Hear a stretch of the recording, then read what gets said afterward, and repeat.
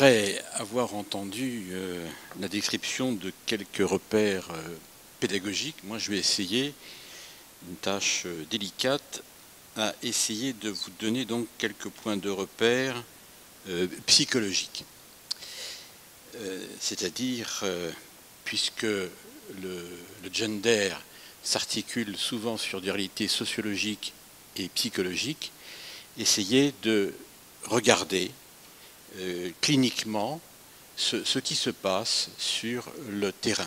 Et en ce sens-là, de clarifier quelques idées concernant l'orientation et l'identité sexuelle, comment elle se réalise, comment elle se développe.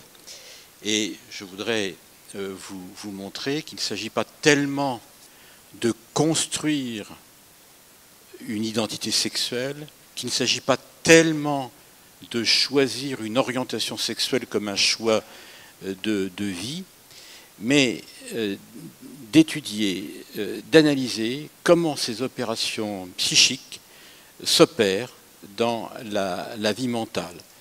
Et au terme de construction, je préfère celui d'intégration, d'intériorisation, puisque dans une perspective psychanalytique qui est la mienne, freudienne, la psychologie d'un individu, elle se développe entre autres, et de façon assez importante, en extension à l'intégration même du corps.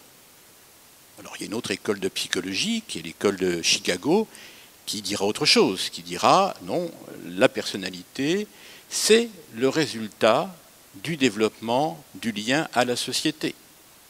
Et comme ce lien est à créer, eh bien, l'individu, puisqu'on parle d'individu et non plus de personne, l'individu dans la société urbaine et industrielle, qui est déraciné des anciennes, et j'insiste sur le mot, des anciennes valeurs, doit démocratiquement inventer de nouvelles valeurs, ou plutôt de nouvelles normes. C'est Michel Foucault qui faisait remarquer que la notion de loi avait été remplacée par la notion de norme.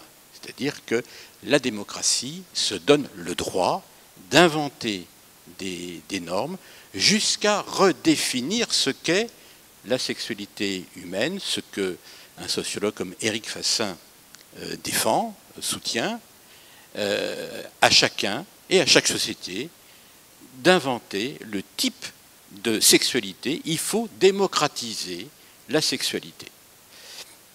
Alors essayons de voir un peu ce qui se passe au-delà de ces discours.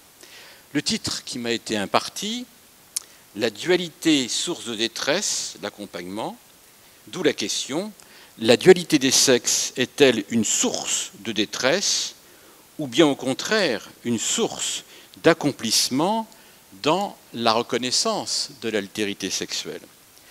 Aujourd'hui, elle apparaît du moins dans les représentations sociales, car il faut toujours, en sciences sociales, faire la différence entre la représentation sociale et ce que vivent en réalité les individus. On sait très bien qu'un reportage à la télévision sur une situation, un événement ou une question ne résume jamais ce qui se passe en réalité. C'est souvent une interprétation du vécu. Donc il faut toujours faire une différence entre la représentation sociale et le vécu. Autrement dit, est-ce que toutes les représentations sociales qu'on nous envoie à travers des idéologies, des médias, etc., c'est vraiment ce qui est vécu sur le terrain?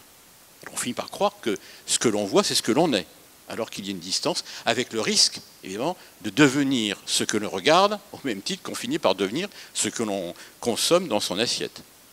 Donc là, il y a des processus d'identification extrêmement subtils et même très, très graves qui peuvent se transformer, évidemment, en terrorisme intellectuel, ce que fait d'ailleurs la théorie du genre, qui n'accepte pas d'être interrogée et encore moins contestée. Et c'est comme ça que se mettent en place progressivement les États totalitaires. Donc, aujourd'hui, elle apparaît de moins en moins dans les représentations sociales, cette altérité sexuelle.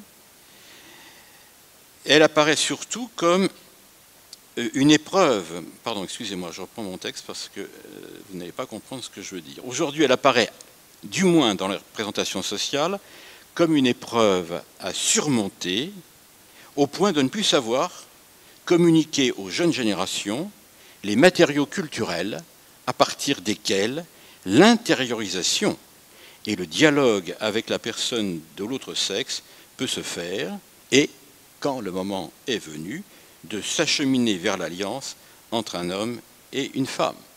À l'inverse, ce sont les différentes orientations sexuelles qui sont valorisées comme l'homosexualité et le transsexualisme.